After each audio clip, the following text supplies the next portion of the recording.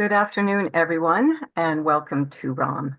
My name is Sarah Fee, and I'm Senior Curator of Global Fashion and Textiles here at ROM. And I'm really delighted you could join us today for our digital program in support of the ROM iArts Textiles of India's grant.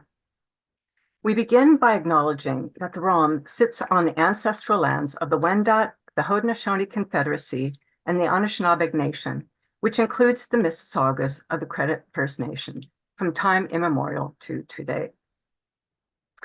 Today, we will be exploring the design histories of India's block printed cotton fabrics in the 20th century, specifically those made in the city of Mumbai, or Bombay, as we may be referring to it.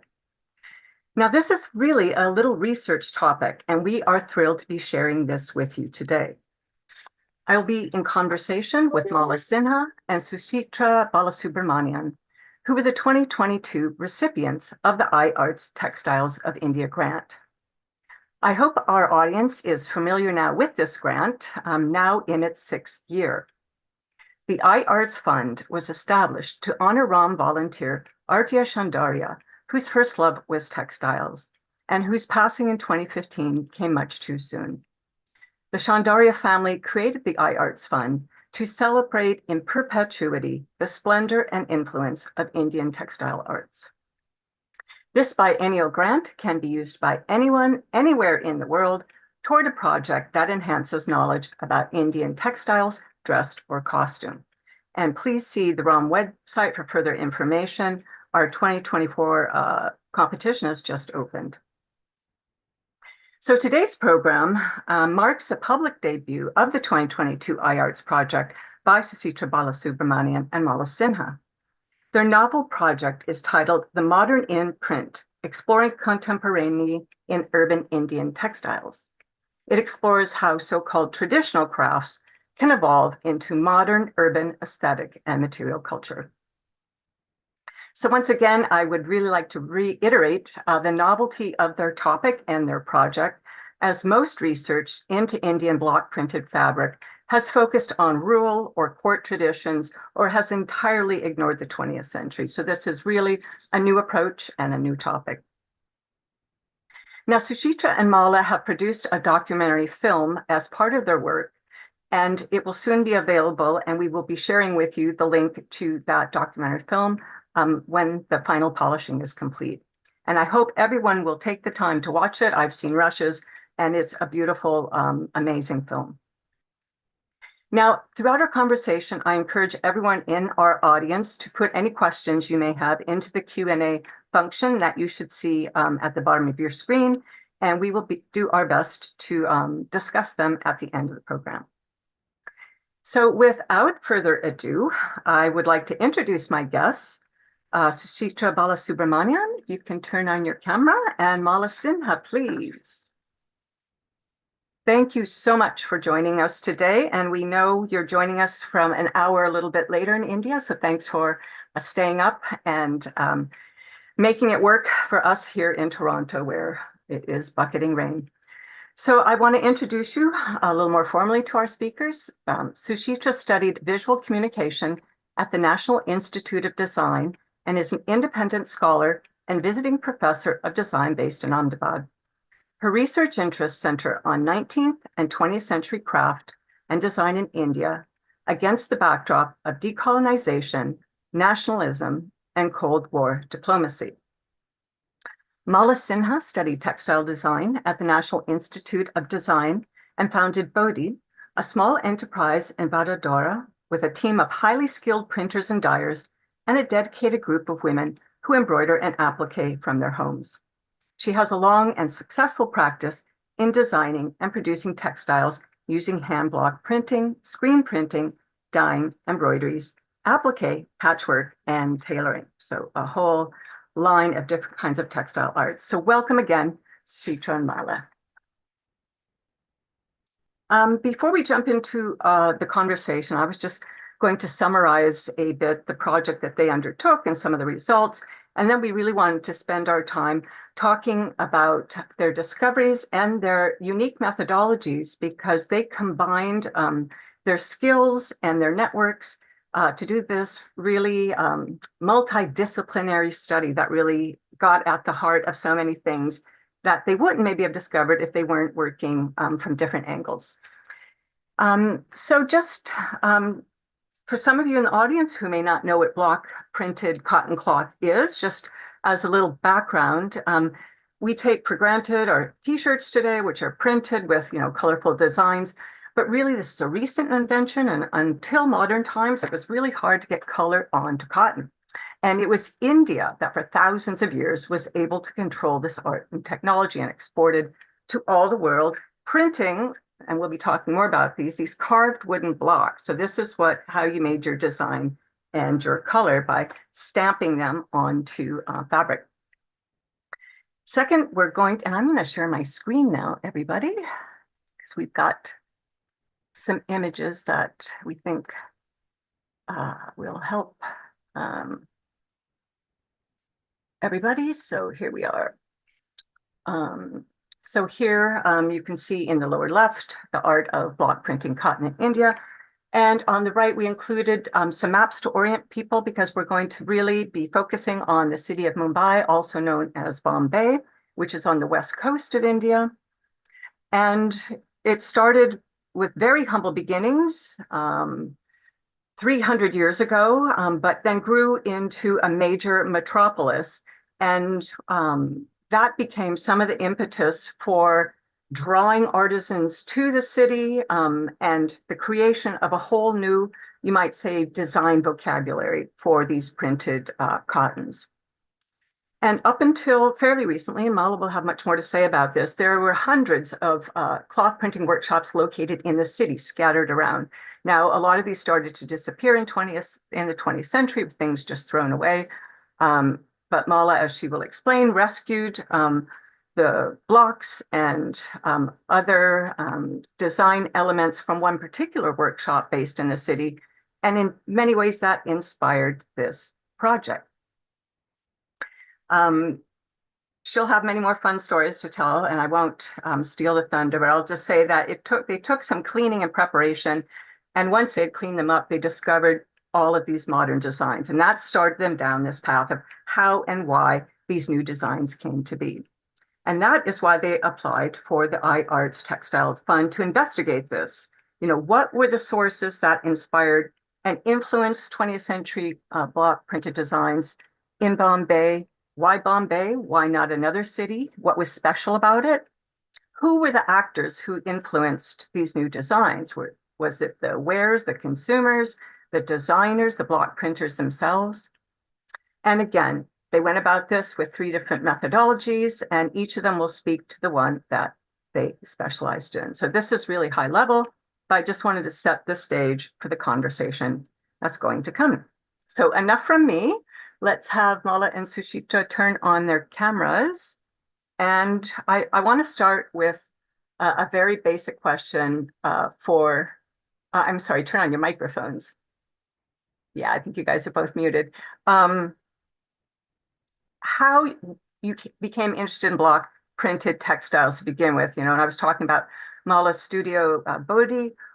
You work with a lot of different types of textile arts. So why block prints? What interests you about them? And we'll start with Mala.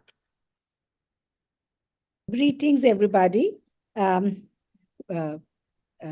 must thank Royal Ontario Museum on Suchitra's as well as my behalf to support this project and believing in us. So thank you so much, Sarah, for this support. It means a lot to us. To answer your question about how I got interested in block printing, I grew up in Bombay, and though it was getting to be like a glitzy metropolis, surprisingly, we were surrounded by handcrafts, and they were actually being manufactured in Bombay. And I remember my mother was very interested in textiles, and she wore saris. And we used to go on weekends to the block printing workshops in and around South Bombay with either her old saris or with new fabric to sit and design saris. I used to sit with her and make a layout, choose colors, in these workshops, and they were being customized for us. Uh, and I thought that I enjoyed that very much. I thought I was good at it. My mother and my aunts, my sisters, everybody asked me for my opinion, and that made me feel very good. Later, when I joined NID, um, I studied textile design, and I gravitated towards block printing because it was something that was very close to my heart since my childhood. And later, when I set up my small enterprise in Baroda, um, it had to be a block printing workshop besides the other techniques that we also use. So my journey has been, I would say, not planned, but it just kind of worked. One thing led to another, and it's been 40 years since we've been printing here using hand block prints. Thank you, Mala. So it's been in your blood for a long time. And what about you, Sushita?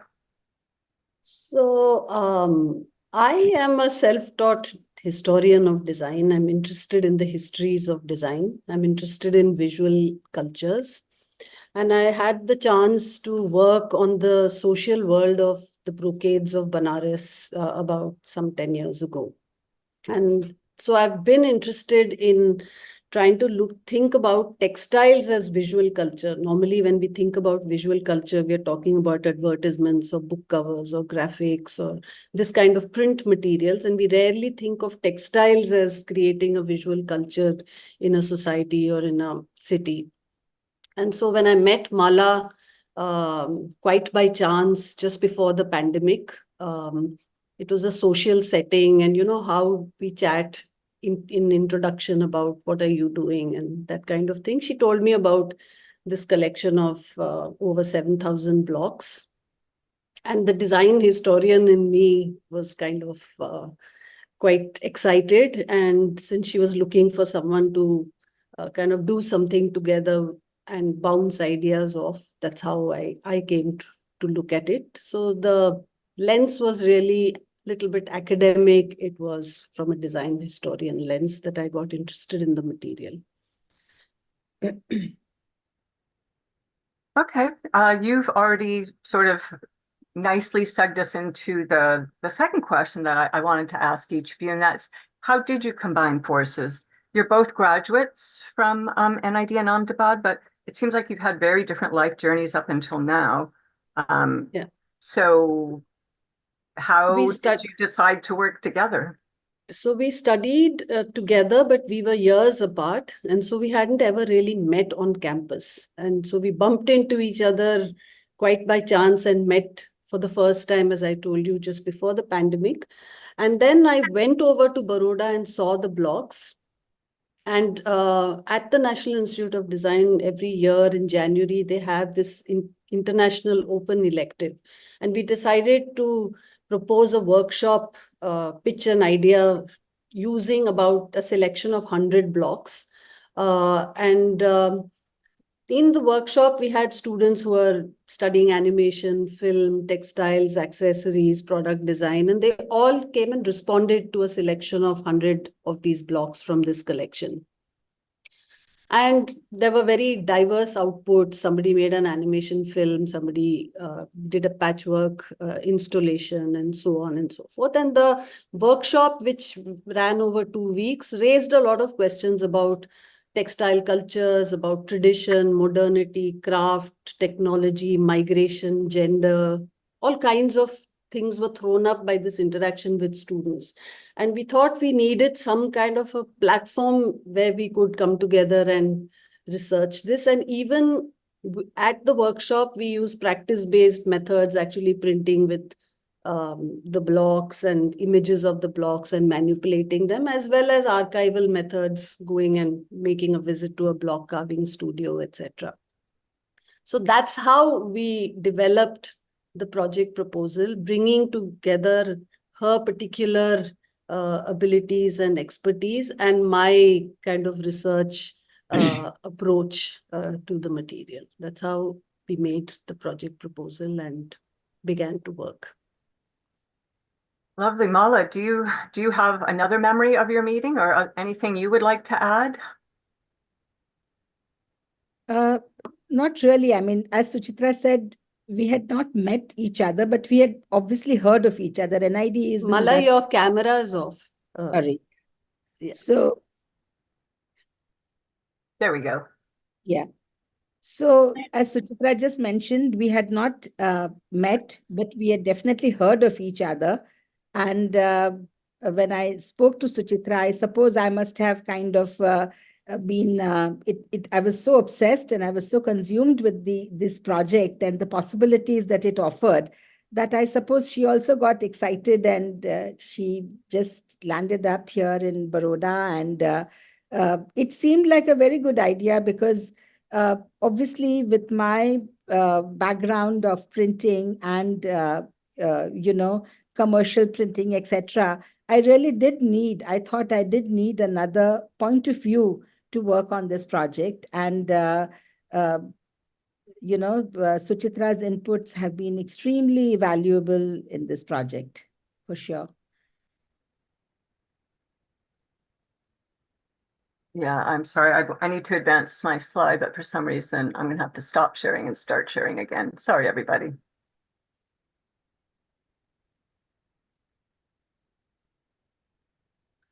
Um, hmm. I don't know, Erin. I seem to have some. Oh, there we are. So this is where it all began. So to um, start here at the beginning, this is what we've mentioned, but maybe Molly, you can tell us more about Yeah. how you acquired this collection of printing blocks and how this got you going. I know you've told me some interesting emotional ups and downs and roller coasters. You had this collection. So if you could tell us when you acquired it, how, and the background, that would be great. Okay. So this block printing workshop was in Lower Parel for those who are familiar slightly with Bombay. And they were tenants to the estate that is owned by my cousin's family. And when it was time for them to vacate that premises, there was a whole room full of blocks which needed to find another home. And usually these blocks would make its way to Chor Bazaar, which is the antique market where collectors, interior decorators, and all kinds of, people who are interested in these wacky things would go and shop. But somehow my cousin thought of me and said that, Mala does printing. So why not we try and sell these blocks to her? So I didn't even go to Bombay. I just thought that it would add to my repertoire of blocks and I could use these blocks for commercial printing, really. That was my purpose. I'll be very honest. I wanted to use this for commercial printing for my workshop. But when they came, the way they came in packed in a very messy gunny bag, and there were about 81 such bags that came by truck to Baroda from Bombay. I knew that these were not going to be used for printing at all because they would be in terrible condition. In fact, the blocks that arrived were more than 10,000. A lot of blocks had to be burnt because they were so badly infested with termites that had we kept them, they would have infected other blocks and ruined them. So in that sense, my objective was not really fulfilled. The idea of printing with them was not going to happen. And that's when we started to clean and these very diverse, these very eclectic designs were emerging while we were cleaning, is when we realized that, this is going to be telling another story altogether. And that's going to be incredibly precious. Also, Sarah, I must add here that Bombay, though it's a very young city, it has been, so much has been written about it. Art Deco architecture, Gothic architecture, the food, Western music, jazz, all of that. But somehow, in spite of the fact that the first textile mill was set up in Bombay, not much has been written about textiles in Bombay, especially of the 20th century and the handcrafts that grew alongside. And I thought that if we were to work on this project, it would really fill this much needed gap. That was really my purpose.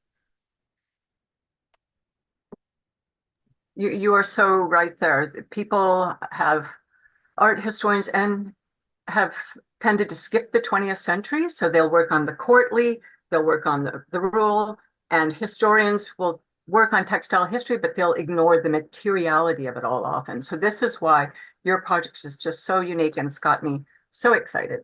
Also, one more thing, if I may add here, uh, even as a design student and as someone who's fond of beautiful textiles, which we have plenty in India, we always tend to look at really the very best, the royal or the aristocratic textiles, etc.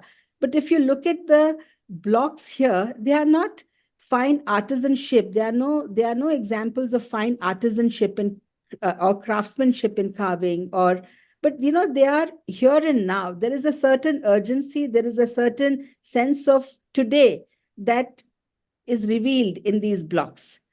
They are not like chintzes that tell you that they are like timeless, or they are not like brocades or paisleys or none of that. But the blocks are like the Bombay famous Bhelpuri. There is everything here. There is Jamdani to a modern abstract art to Bollywood to everything. And that's what makes this collection so unique. I've seen many block collections in Farrukhabad, in Sanganer, in Bagru, in Maslepatnam. I've worked there for extensive times, but this is something which is unmatched. And that is what really caught my fascination. Erin, can you advance the slides? I'm sorry that I seem to be unable to. Because I might just have to do this manually, everyone. I apologize. Oh. So, yeah, so you've got the slides going, Erin? So I thought we could just look ahead then to the next, this is what I think Mala was talking about cleaning and organizing and cataloging all those bags of blocks that we just saw. And so then, this is how the library of, sorry.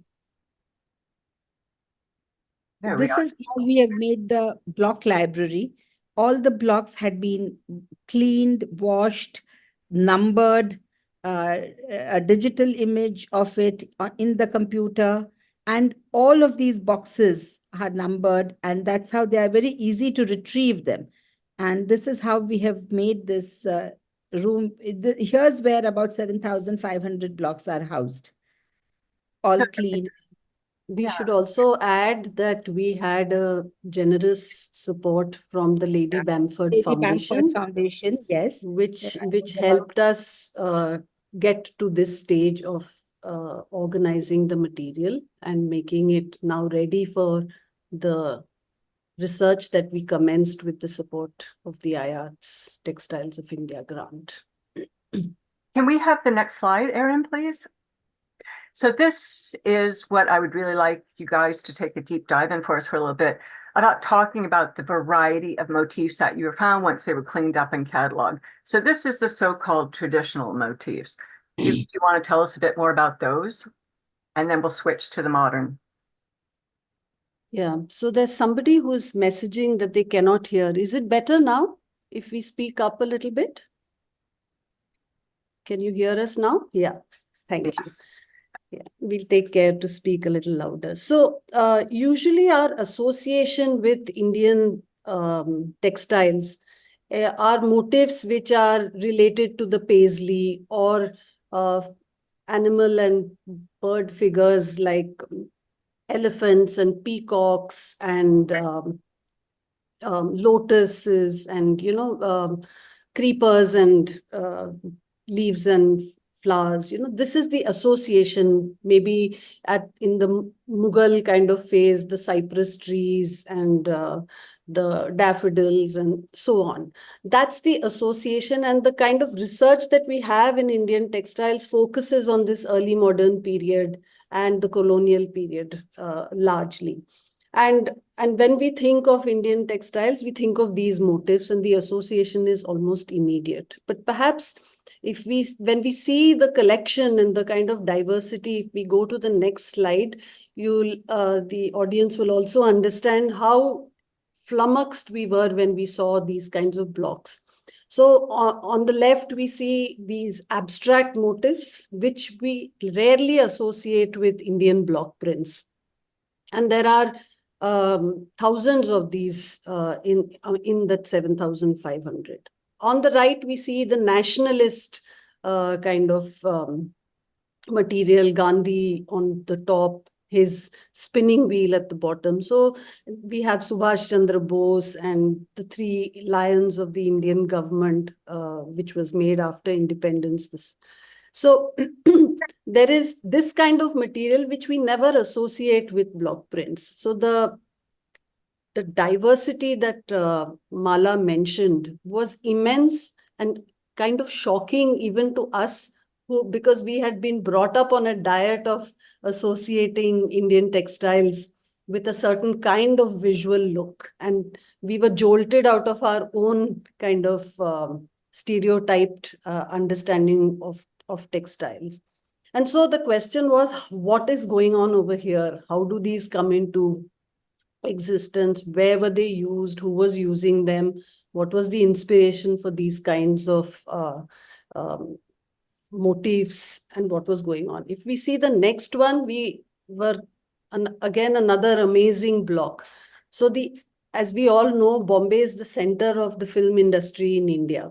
And so the Bollywood influence in a textile block was the last thing we were expecting. And this is a block, it's not carved out of wood, but there are strips of metal which have been inserted into grooves to make this image, which has clearly been borrowed from the poster of the film Mughal-e-Azam. So the block of this embracing couple is derived very obviously from the poster for the film, which was a hit, a mega hit in the 1950s. So these were urgent questions which needed answering, which needed explanation, which needed kind of foregrounding to see how what we think of as traditional can morph and accommodate and become the basis of such a vibrant modernist expression. And how was this transition made? So there were many questions on our mind, not all of which we have been able to answer fully or satisfactorily or very substantially, but this was the kind of exciting material that we had in front of us. Can we the next slide, please, Erin?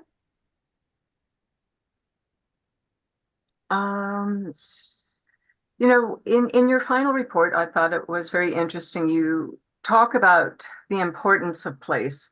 And in the rushes that I saw for your amazing documentary, you pay a lot of homage to and a lot of love to the city of Bombay. And can you please just tell us more why why it was so important that this unique place was producing these kinds of unique blocks? And maybe Mala can speak to that. I think we've lost her on camera. If she can turn her camera on. Why maybe isn't it surprising to find these modern designs in this particular city? What was it about its history or zeitgeist? Bombay has been a city which has an energy which is unmatched. And I can say so because I'm born and raised in Bombay, but I left Bombay when I was maybe 15 when I went to NID. And since then, I have been a visitor to Bombay. I have never lived there. But this project took me to Bombay oftentimes and for extended periods. And I realized that Bombay never got out of me. Even after 45, 50 years, when I went to Bombay, I get into the same rhythm as soon as I am in Bombay. And I don't know what it is. I'm not able to talk about it, but there is something which is like a collective energy where people from all over come to Bombay with one common goal or one dream that they want to make their today and tomorrow better than what it is. And everyone believes that Bombay gives them this opportunity and chance. And that's why probably it's called the Dream City. And everyone comes to try their luck to see if their dream is ever fulfilled. Coming back to textiles, I think in India, we have always used textiles as a way of identifying what community you belong to, where you belong to, what is your status in the society, etc. But somehow all of those rules had to be broken when people came to Bombay from hinterland, from wherever their native places were, and they had to erase this identity.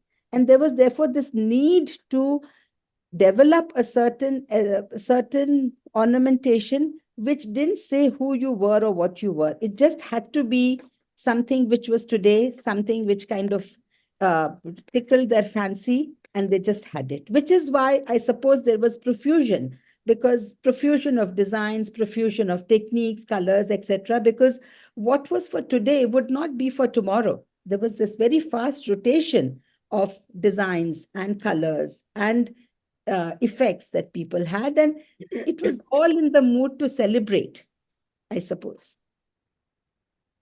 Can I add to what Mala was saying? I think we also need to remember that it's a port city, and ports, by virtue of being uh, hosts to ships from all over the world, are receptive to ideas from all over the world. So kind of the world stopped by at Mumbai, and Bombay also looked westwards for ideas. It was quite a anglicized city compared to many other Indian metros.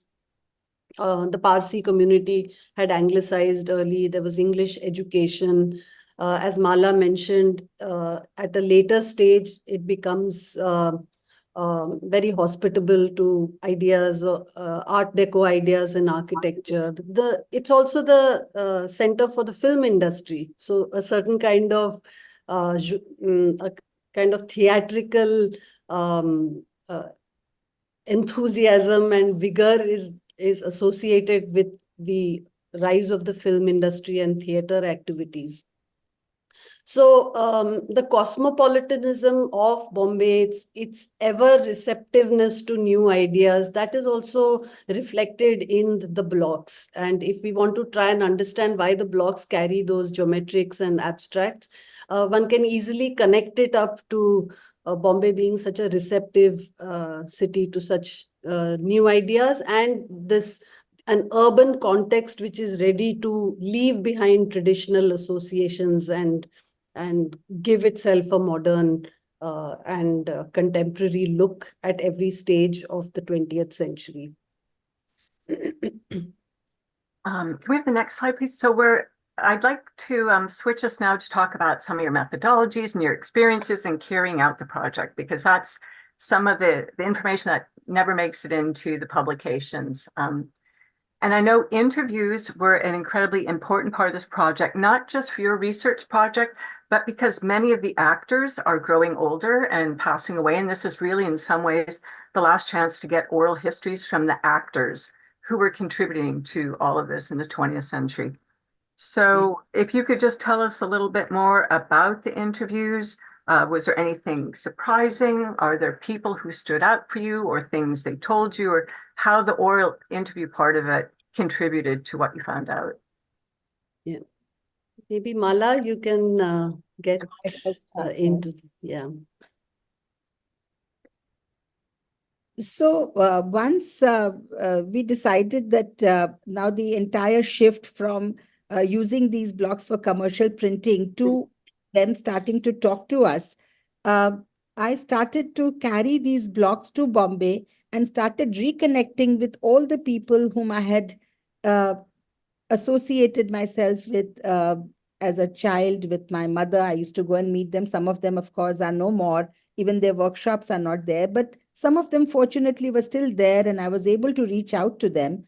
And I mean, it was incredible going to them and listening to their stories. They were just so full of nostalgia, and they were just so full of wonderful anecdotes of golden period of Bombay and how Bombay was really where the entire country looked at. And uh, wedding is a big thing in our Indian societies. And we heard that everybody, when there was a wedding in the family, they would all come to Bombay for shopping. It was really, in that sense, quite a fashion capital. And everyone assumed that, if you wanted to get anything new and something which was offbeat, one had to go to Bombay. And this thirst was kind of fulfilled by all the people who were in this work. And because they were exporters, there were other people, the kind of influences they brought in with them, the kind of concept of finishing, we are told that, the table sizes were changed because the printing quality would be better. And all of these innovations, technical innovations, design innovations, all of those things happened in Bombay. And it was where, when we met block printers who came from UP, Bihar, and made Bombay their home. And they were able to earn good money when the going was good. There were traders, there were uh, boutique owners who influenced the tastes of women who were coming out, working. They had to step out of homes, and therefore they needed clothes for everyday wear. And all of those things were very much a part of Bombay, where when we interviewed people, there was always this, whatever they made was sold. Anything that they did, a new experiment, was very well received and accepted by the consumers. Consumers were very willing to support these new experiments. And some of those designs were like very, very well taken by the consumers. And therefore, there was this constant need and constant want for new designs and new experiments, which happened in Bombay all the time. And so we interviewed people. I carried some of the blocks and I printed as catalogs, if I may just show them. And we printed these catalogs. Your camera's off, it looks like. Oh, I can see. Oh, I can't see. So I thought, sorry, if that's fine. So these were, so just basically to help people jog their memory about what were things like and what were those design trends and who wore them, and their preferences and how did it come about, what was the source of those designs. So it was a starting point. In fact, when we carried some of these blocks in a trolley to the owners from where we had bought these blocks, very neatly packed in a bubble pack, they were themselves extremely surprised. They said that, oh, are these the blocks from our collection? Really? We didn't know them. We would have never been able to say. So also that sort of kind of helped them jog their memories about the kind of work we did. And then I had some blocks recarved, and we printed some of these designs again to try and create a retro look of the can we see them? Yeah. Is it? Yeah. So these are all some of the blocks which actually are truly modern, even for, as Suchitra just mentioned a little while ago, that our association of designs would be just floral patterns and the leaves and buds and flowers. But here these are truly modern, even by today's standard. And all of these were printed in Bombay and consumers used them. So maybe it would be good to add, why are we looking at block prints in a city with textile mills? This seems like a contradiction. So it would help to put a background on this. Bombay had close to 100 textile mills, if I remember the number correctly, but not all, hardly very few printed textiles. There were spinning mills, there were weaving mills, and actually plain cloth was produced in a large quantity, which needed to be ornamented, and the printing mills come much, much later. So for a long time, block printing was the way to ornament fabric. And the other thing was that even when printing becomes possible in the mills, a few mills like Calico in Ahmedabad, Khatau and Finlay start printing, they're not able to do the pallus which are needed, the ends of saris. And so block printing continues to be important. And that's the reason why there is such a profusion of blocks in the city and in our collection also. And many mills had printing tables, or they had kind of associations with printing units who would print, and it would be sold in the mill shop as if it was printed in the mill. But actually, it was the intervention of block printers. Gosh. And many mills, many block printing units also had block carvers on call in the premises. We also saw in the previous slide an interview with Mr. Kiran of Honesty Subscription Agency. So we discovered these kinds of enterprises where Kiran Bhai actually used to import swatches from European and American mills. This was a regular business. So designs were coming from across the seas. And he was dealing also, he was India's dealer for the Pantone shade cards. So this information about color palettes, about what were the trends were coming through booksellers and subscription agencies such as Honesty. So we were able to piece together the kind of networks which were in operation, which included the mills, the block printing units, the block printer himself, the carver, the designers who gave designs, who adapted sometimes from these books that came from abroad. And so we were able to piece together, and we were also able to interview the owners of the boutiques and the big sari shops like Kala Niketan and Vama and so on. So you could piece together the networks. And so along with Mala's practice-based approaches of actually carving, recarving blocks, printing the catalogs and taking them around, we complemented it with archival research. One part of it was to look at English and Gujarati women's magazines, whereby we're looking at some examples right now here on the screen. Yes. Okay. Yeah. So center spreads in English women's magazine.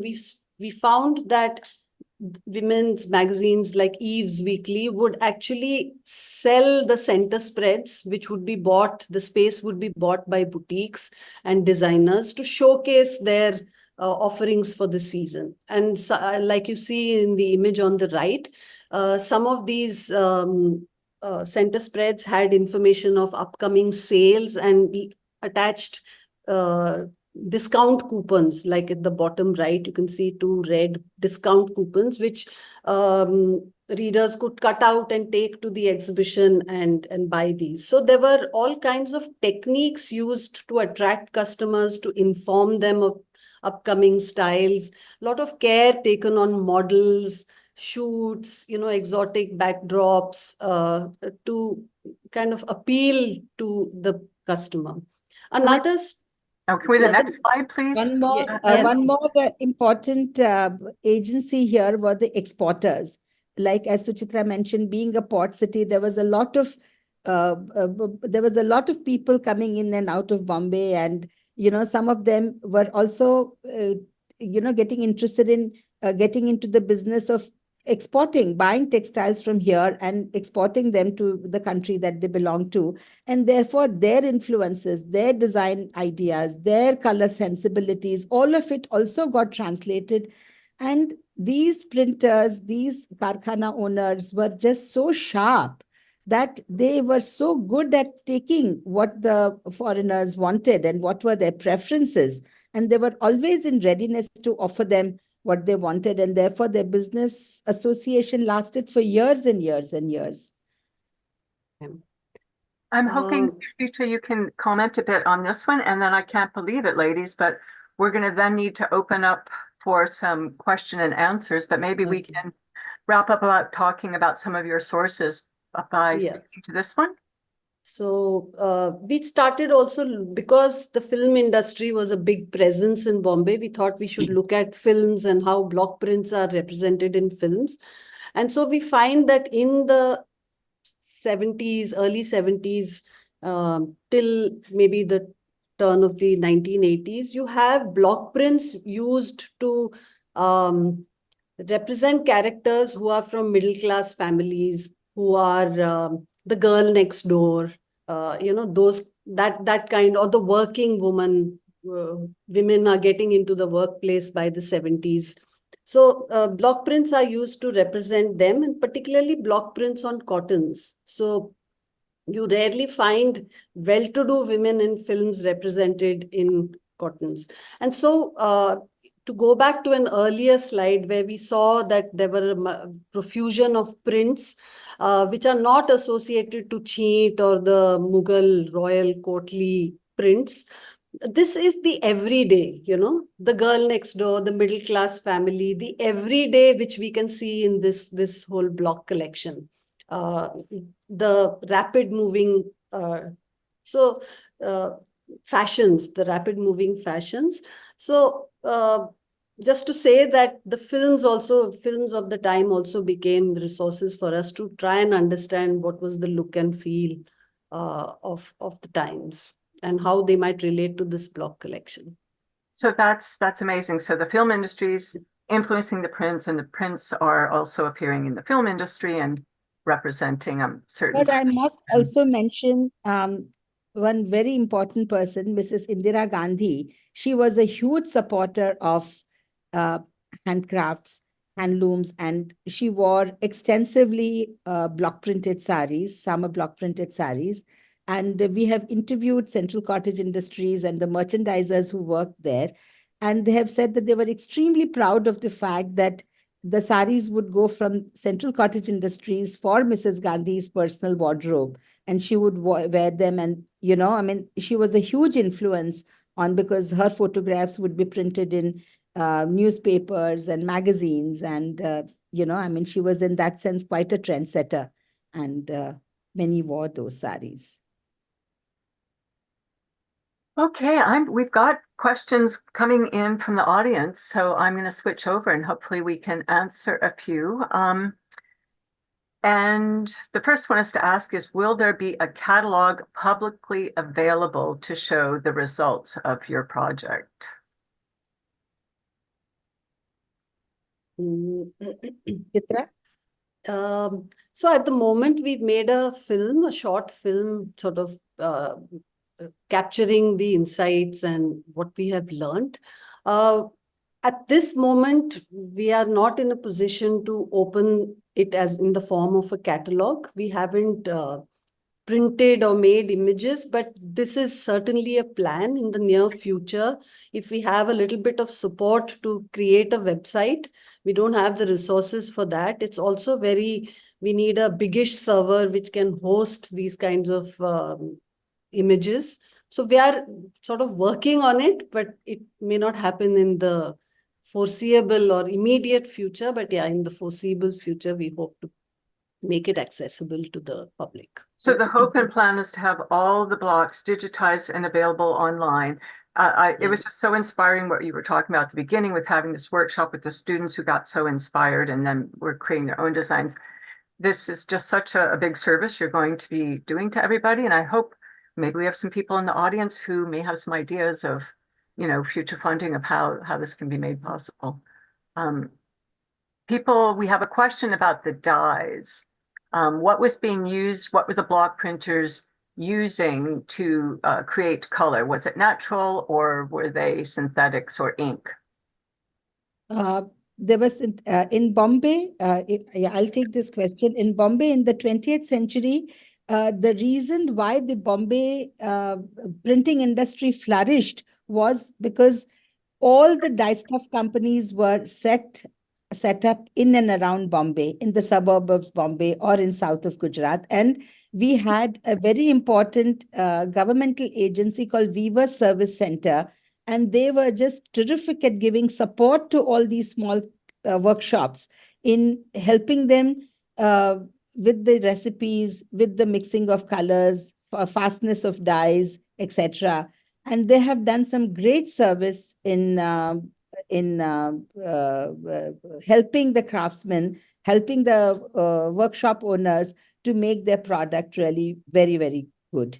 So, and also, like I mentioned a little while ago, that the exporters were also extremely demanding of stringent quality, fastness of dyes. And Bombay was able to do so largely because of the dye stuff manufacturers who were around. Each of them had their own laboratories with extremely competent technicians who would go to these workshops and help them resolve the problems, help them develop shade cards, and help them with many other technical assistance. So in those days, it was all largely synthetic dyes, acids for silk, and rapids, indigo solubles, naphthols, etc., for cottons. But surprisingly now, it's been a full circle, and one of the very important workshops in Bombay today prints only with natural dyes. They were doing synthetics, but now they have moved completely to natural dyes. And I guess that's That part is, of the that is, fashionability. that is also the aesthetic requirement and the market demand. Another question was again about color is, did color matter? How much did color matter besides the motif? Do you know? Because I don't even know if the blocks show what colors they might have been printing. Or is this, what we're seeing on the screen here is again, your recreations from Yes, the blocks. yes, So yes. were you able to match colors, or did you, in your recreated prints, devise your own color schemes? This is very interesting. In fact, when I'm trying to create these designs, which I call retro designs, I'm often thinking of the kind of colors that my mother, her friends, my neighbors wore them. I mean, I have very vague memories of it, but I'm trying to use the colors which were used then. The color palette, etc., was more and therefore I'm just sort of scanning my mind's eye to look at the kind of saris, the kind of colors that everybody wore then. And there was a certain vibrancy in the designs, but it was also age related. Women who were older, those who were widows, they generally wore very, very pale colors, and younger girls wore vibrant, bright colors, etc. So that is one question about the colors. But Suchitra discovered something very beautiful, that it was not the motif that was important. I mean, if you were to uh, copy my motif, it really wouldn't bother me. But the color master was like God in the workshop. Because the recipe that he had to make that particular turquoise or the teal or the ochre was his own, and nobody would come and take that away from him. So that is how the color recipes were very, very well guarded secret of every workshop. And that's what made or broke the design, truly. I think we have time for one more question. So, but just to summarize, color really did matter. That was an important part of the story, and added to the synergy that in Bombay too, you had these new colors and techniques for creating new fashionable colors. The one question is, what is the future of block printing in Mumbai? Is there a future for it? Is it totally died or dying out? And I think that's the last question we'll have time for. Shall I take Mala, yeah, you're best placed to answer this question. Well, at one time, and not far away, not long ago, there were at least, in my memory, I remember that there were at least 50 to 60 workshops in and around South Bombay where the block printing happened. Some people, older people, speak about 200 block printing units which were there. Today, I think there would not be more than 4 to 5 workshops who are surviving. I'm an optimist, and therefore I think that block printing will survive. Only its relevance will have to be reinvented. It will have to be getting more exotic. It will have to get more luxurious. It will have to get more artisanal. It will have to be where it may not be meant for every day, but it will have to be for the sake of somebody who just enjoys the block print for its nuanced look or whatever. And therefore, I think it would survive in Bombay as well. And there is patronage, but Bombay has many other problems. The real estate is really crazy. Uh, Even if you have very good business, to be able to afford the kind of real estate is a challenge. And the second problem is of environmental concerns. These days, one is extremely worried and concerned about the use of water, the disposition, the disposing of effluent that is generated. And all of these challenges take these blocks, the printing units, away from Bombay to another place where it is not such a high density of people living around. So these are some of the challenges. Well, I think that's a good place to end on an optimistic note and a positive note, and we'll hope that this is indeed the case. I want to congratulate both of you on this project. It has been really exciting and a thrill for us to follow you. We know there were challenges. It started in the tail end of COVID, and that you persevered, and I think the results are absolutely incredible. They're going to make a big contribution, I think, to scholarship and also to design. So congratulations and thank you for sharing with us today. And we really look forward to seeing the documentary when it's available and ready. The rushes I saw are beautiful. It tells the story in a very beautiful way. And we will communicate that to our audience, the YouTube channel or where it may be available as soon as we can. And we're getting a lot of people writing in to say what a brilliant presentation this was. So thank you so much. So I'm going to thank everybody for being with us here today, our audience, as well as our speakers. And we look forward to staying in touch in the future and with future ROM online programs. And just a reminder that the 2024 iArts Textiles of India grant competition is now open. Please look at our website and help us to spread the word so we can have support other wonderful, amazing projects on the textile arts of India. So again, Sushita and Mala, thank you for joining us. And thank everybody else for spending time with us. And we hope to see you again soon at more ROM programs in person and online. And we wish everyone a good afternoon or good evening wherever you are. Thank you. Thank you from both of us and to everyone who joined the event today. Thank you.